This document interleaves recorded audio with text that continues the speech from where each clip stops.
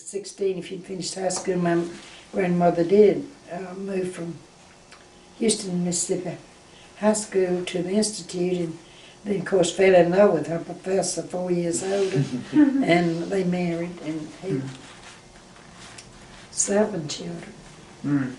Goodness. Yeah. But that's kind of the story. Now you had an interesting occupation. Once you got over Navy nurse. That's right. That's right. When did you join? Well, as soon as I was getting out of training in Memphis, we affiliated with Memphis State, and you went 3 years around the clock with the Methodist in Memphis.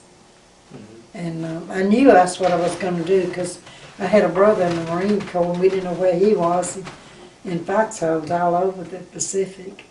And then my other brother was in the Atlantic somewhere, France, we thought, in Italy.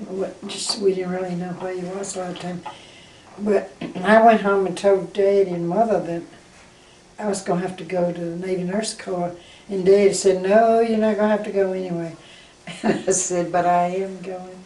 Because he just couldn't understand it at all. But I had 2 brothers that some nurse was maybe having to take care of. And as it turned out, both of them were injured and did have to have nurses, you know. They got all right, they were okay, but anyway, that was my reason for wanting to go. And as soon as my orders came, after I graduated, well, I worked in surgery at the hospital. They asked me to, until my orders came, and when my orders came, I was long gone to the East Coast, where D-Day boys were coming in, Normandy, D-Day. A horror story, but anyway. We had an afternoon off now and then, so I saw some territory I never would have seen otherwise. Then they were needing nurses worse on the